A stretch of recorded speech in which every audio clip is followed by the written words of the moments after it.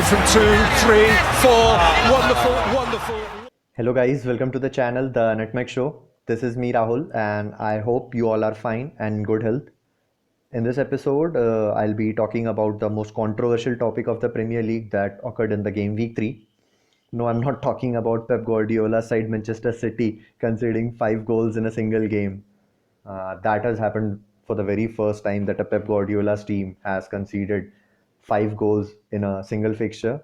But then it's the Premier League that we are talking about, and we know that nothing is certain here. Well, if you still haven't guessed it right, then I was referring to the VAR, the video assistant referee.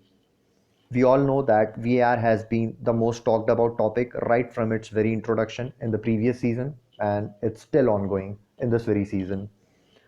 So VAR was introduced to bring more accuracy when it comes to match altering scenarios and wrong decisions being taken by the on-field referee, be it offside, handball, or the penalties. But in my opinion, I think VAR has done more damage to the game rather than doing any good, and it's making the game more uglier by providing bizarre outcome and decisions.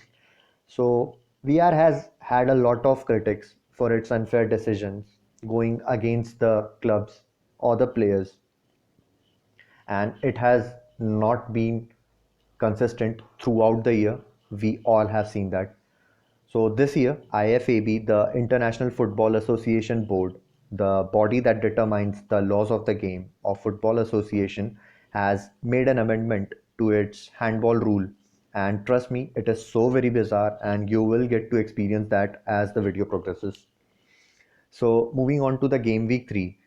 The game week 3 of the Premier League is still ongoing, and VAR has given 7 penalties. Mind you, you have heard it right. 7 penalties in the last 8 matches that occurred in this weekend.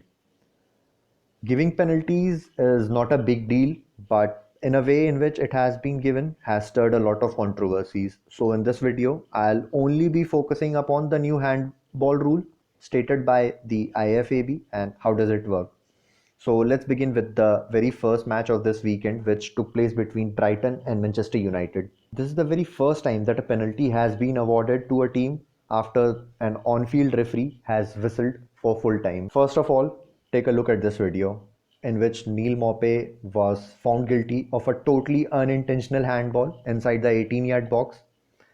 If you can see closely, Maupay was trying to win the header and clearing the ball out of the penalty area. But in doing so, it struck his arm and Manchester United was awarded the penalty. So according to the new rule, a handball is given despite of it being intentional or unintentional. Here there are two incidences taking place: a handball and awarding a penalty after a full-time whistle is blown. So it created a lot of controversy over this incident, but according to the rules stated by IFAB, there is a provision backing the latter scenario, that is awarding a penalty after full time. So that part is justified. Now moving on to the very first scenario, the handball scenario. Even Maupay's handball fall into the IFAB rule, but there should be two perspectives to this handball new rule. That is, was it intentional or was it unintentional by the player?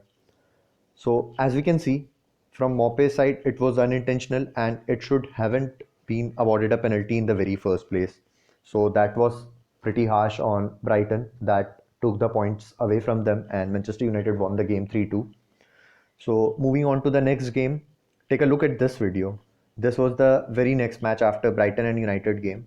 So this game took place between Crystal Palace and Everton. In this game, two very similar incidences occurred. Firstly, this where Richarlison trying to cross the ball, which finds its way to the outstretching arm of Joel Ward inside the penalty box, which you can clearly see Ward was trying to defend the Richarlison's cross by making himself big in front of him, and surprise, surprise, this wasn't given a penalty. So this was the inconsistency. This was the very inconsistency which I was mentioning about. But wait, let's roll it a bit further. Here you can see Luca Dean was trying to hit the ball into the path of Richarlison and it struck Joel Ward arms again. Unlucky Joel Ward.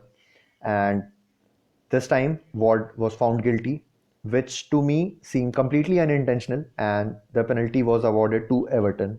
So, comparing the two incidences, in the first incident, it was intentional, but then no penalty was given, and in the second incident, it was unintentional and a penalty was given. Now do the math yourself. Where does this consistency stand when the match altering decisions are left to VAR? Moving on to the third game of the week, that is West Brom Albion versus Chelsea.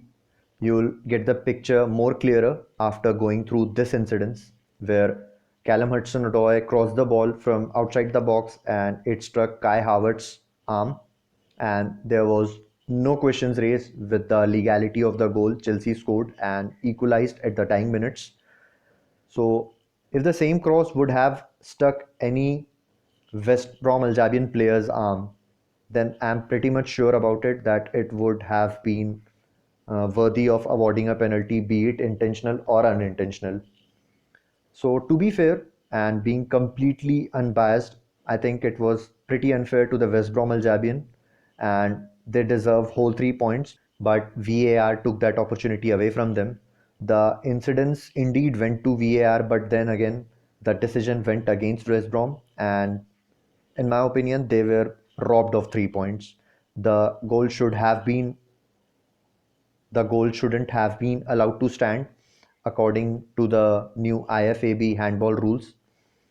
So look at this. Look at the second point where it says a player wins ball possession after it comes off their hand or arm and then scores or creates a goal scoring chance. So in that case, going with the rules itself, West Brom should have been awarded a free kick, which never happened. Let's move on to another incident which occurred during Tottenham versus Newcastle United fixture yesterday. Late in the game, Tottenham were defending a free kick. John Joe Shelby was taking the free kick, and in this incident, Andy Carroll headed the ball towards the goal and it found its way to the arms of Eric Dyer. Again, completely unintentional. Look closely. If you can see, Dyer's head is completely in the opposite direction when he stretches his arm, which I think is a normal posture for any person who jumps and their arm automatically outstretches to balance the body. So he is definitely not looking with any intent to hand the ball and divert its path. In fact, he didn't even knew where the trajectory of the ball is heading towards. To make my point, it was 100% unintentional and thus was awarded the penalty by the VAR. Even Jose Mourinho was fuming with this VAR's decision and he storms down the tunnel right away. So, what can I say? In the Manchester City versus Leicester game, VAR awarded three penalties. Three. But I'm not discussing them in this video as there were no handball involved in that match. See, I don't have any problem with the existence of VAR, but the way it operates and the inconsistent decision it gives raises a lot of questions. It was bought to make this beautiful game even more accurate and error free when it comes to the referee decision who makes a mistake. But in my opinion, it is killing the very soul and essence of the game completely, and it will continue to do so in the future as well. VAR controversial decisions goes way beyond this handballs. I haven't taken the penalties and offside rule into account in this video, which in turn will make VAR more uglier and more controversial. I know some people will agree to disagree on my perspective and what I think of VAR and its inconsistencies, but feel free to comment your thoughts and experiences on VAR down in the comment section below. As of now, I'm recording this video. Still, there are two games left in the game week third fixture. So can't say that for sure. The penalties count can even increase. We have tonight Fulham versus Aston Villa and Liverpool is playing Arsenal. So let's see how this fixture unfolds. I hope you like the video, and once again I want to say that these were just my observations and perspective over VAR. So feel free to share your opinions on VAR and please like the video and share the video with your friends. who loves football, because see, I feel this content which we are making is not reaching out to its rightful audience. So please help and share in any way you can. That will be much appreciated. I'll keep bringing more such videos in the future as well, and also the game week 3 analysis in some days time. Till then, stay safe, stay protected. This is me Rahul signing off for now. So see you soon, guys.